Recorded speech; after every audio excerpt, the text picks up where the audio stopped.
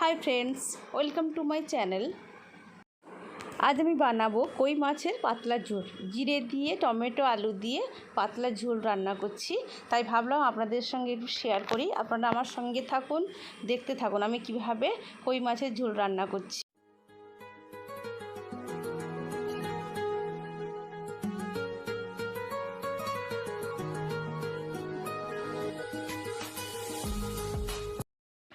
এখানে আমি লম্বা করে আলু টমেটো কেটে রেখেছি। কই মাছের আঁশ ছাড়িয়ে হলুদ নুন মাখিয়ে রেখে দিয়েছি আগে থেকে।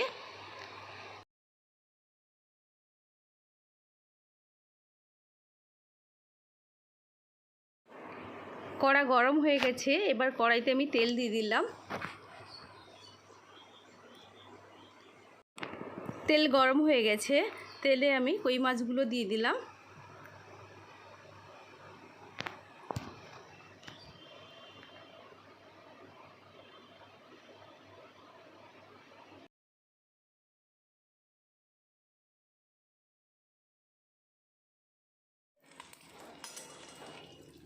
কই মাছগুলো ভাজা হয়ে গেছে, এবার আমি প্লেটে তুলে নিলাম।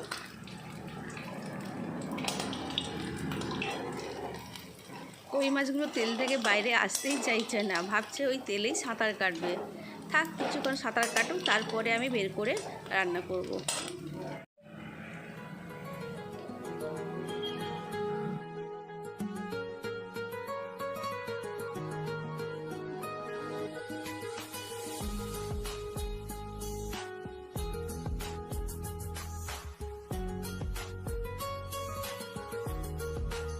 কই মাছগুলো ভাজা হয়ে গেছে, এবার আমি ওই তেলে কালো জিরে ফোড়ন দেব।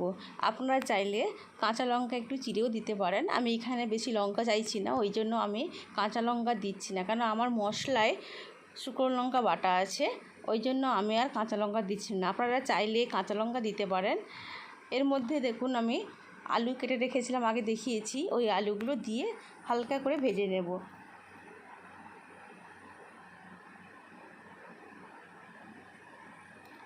এবার আলুর মধ্যে আমি টমেটো দিচ্ছি, টমেটোটাও আমি আলুর সঙ্গে ভেজে নেব।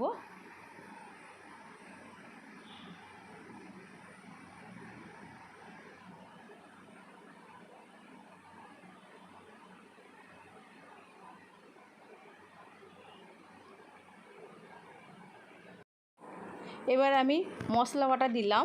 মশলায় আমার আছে জিরে বাটা, লঙ্কা বাটা, পেঁয়াজ বাটা, একসঙ্গে বেটে রেখেছিলাম, ওটা দিয়ে দিলাম। ওই মশলা দিয়ে একটু নাড়তে থাকবো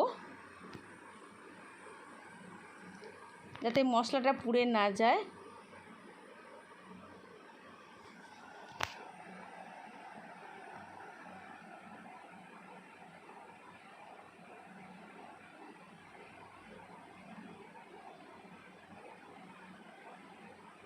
এবার আমি হলুদ গুঁড়ো দিলাম এবং লবণ দেব, পরিমাণ মতন লবণ দিলাম, দিয়ে মশলাটা ভালো করে ভেজে নেব।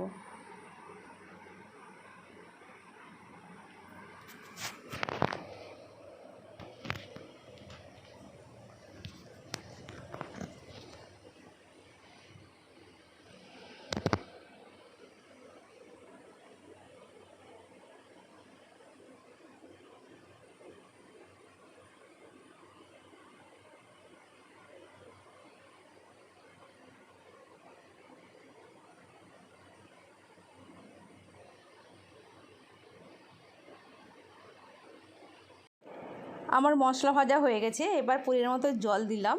তো খুব বেশি জল দেব না, অল্প জল দেব, আলুটা সেদ্ধ হওয়ার মতো।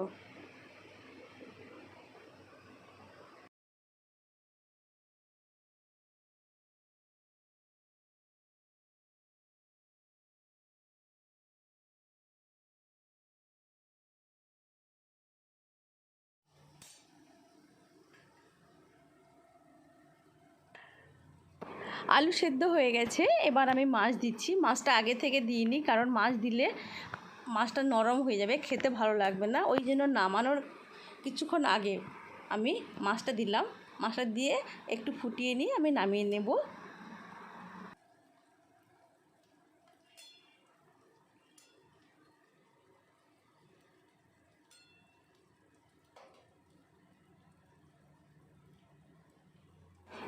এবার আমি ঝোল নামিয়ে নিচ্ছি। দেখুন আমার ঝোল হয়ে গেছে, কত সুন্দর লাগছে দেখতে। আপনাদের যদি ভালো লাগে তাহলে রান্না করে খাবেন। কেমন লাগলো কমেন্ট বক্সে জানাবেন। লাইক শেয়ার সাবস্ক্রাইব করতে ভুলবেন না, মনে করে লাইক শেয়ার সাবস্ক্রাইব করবেন।